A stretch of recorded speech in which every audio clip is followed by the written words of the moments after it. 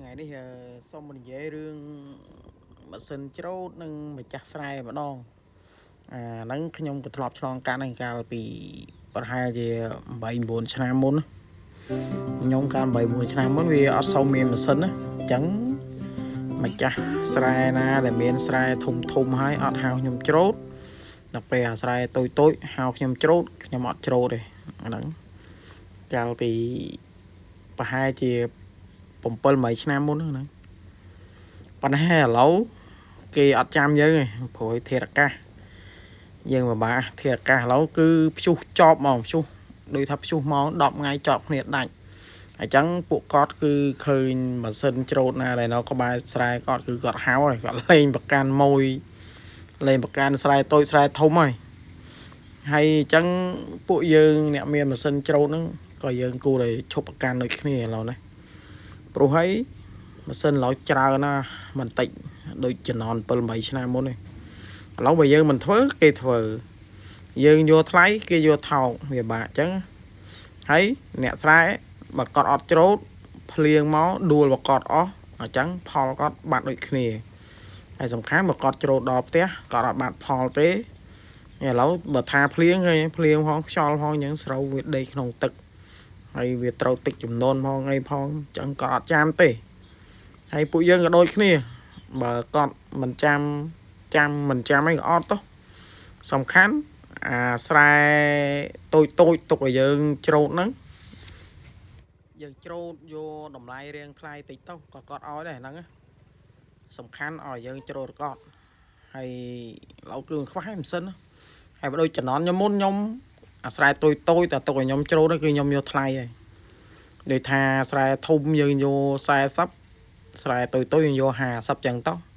ហើយអ្នកស្រែក៏មិនថាអីទេយ៉ាងច្រើនក៏ដូរយ៉ាងច្រើន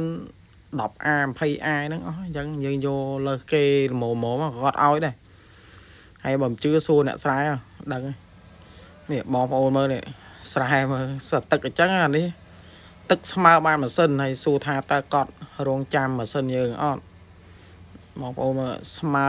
អានេះទឹកនេះគឺស្មើនេះហ្មងស្មើកន្លែងច្រកហ្មង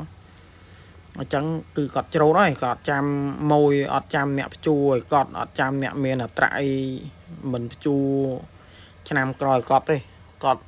អ្នកស្រែគឺគាត់ធ្វើយ៉ាងម៉េចដោយឲ្យតែដោះតល់មកពេលរួចហើយពេលក្រោយមិនគាត់គិតទៀតសំខាន់គឺគាត់មានលុយឲ្យយើងទេជឿខ្ញុំទៅខ្ញុំធ្លាប់ឆ្លងកាត់ហ្នឹងពីមុនខ្ញុំក៏ប្រកាន់យ៉ាងដែរតែហៅគេច្រូតស្រែធំស្រែតូចហៅខ្ញុំច្រូតខ្ញុំអត់ច្រូតដែរហ្នឹងប៉ុន្តែទៅពេលយើងគិតមកដល់ឥឡូវម៉ាស៊ីនច្រើនយើងអត់ច្រូតគេច្រូតហើយសំខាន់គាត់មានលុយឲ្យទេឥឡូវហើយខ្ញុំនិយាយនេះខ្ញុំក៏ម្ចាស់ម៉ាស៊ីនទេណាហើយស្រែខ្ញុំមានស្រែតូចតូចខ្ញុំស្រែខ្ញុំគឺធំនេះខ្ញុំនិយាយគឺនិយាយកុំឲ្យម្ចាស់ម៉ាស៊ីនគាត់ប្រកាន់រឿងស្រែតូចស្រែធំសម័យនេះគេមិនបាច់ប្រកាន់យ៉ាងទៀតទេព្រោះឲ្យគាត់មានលុយឲ្យយើងបងប្អូនអញ្ចឹងយើងជាអាត្រមច្រូតទៅជឿខ្ញុំដើម្បីយកលុយយកមកដោះតល់ដោះអង្គការបើយើងមិនច្រូតទេគេច្រូតសម័យនេះរ៉ូស៊ីគឺរ៉ូស៊ីជាមួយនឹងអង្គការជាមួយនឹងធនាគារអញ្ចឹងបើយើងមិនប្រឹងច្រូតយើងនៅរឹកគឺគេរឹបអូសយកហើយម៉ាស៊ីនយើងហ្នឹង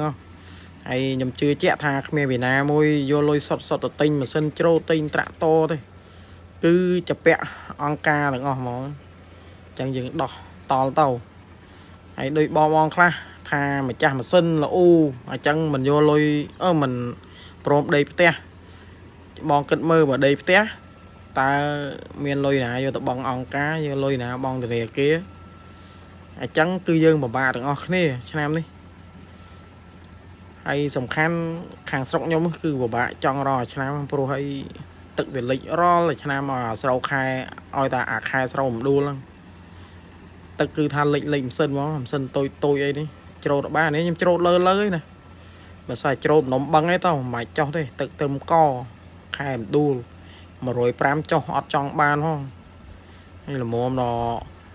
ចិត្តអីនេះគឺចឹងយើងជាប្រឹងទៅខាតខ្លះចំណេញខ្លះហើយអ្នកស្រែគាត់មិនចំណេញគាត់ខាតដូចគ្នាចឹង chẳng dương chà trâu tao cho nãy rồi đo to một pel sân tao bà chẳng bảo bom hôm chưa xua nẹ miền sân nó đang bà sợ có chỉ bẹt này kia gọt trâu tê trâu lịch tực trâu màu trâu hồ tực chanh bị bao nó còn thơ tê nè nhom nè kê vô mong còn là thơ sân nó thơ mình rụi luôn không mong ôn thọp cho lòng cạn đôi nhau mình đăng cứ việc bả còn này dương đô và đang đô ấy nó mặc khôi chứ vì ở trong vì ha học sậm mới nên nòm nó chẳng vì ô nhóm vì ai passport đó là bom ô mà cha mà sân tịch tôi hay đừng bom ô mà cha sai tịch tôi hay là xôm khăn tay ở pay tô ròm hong học con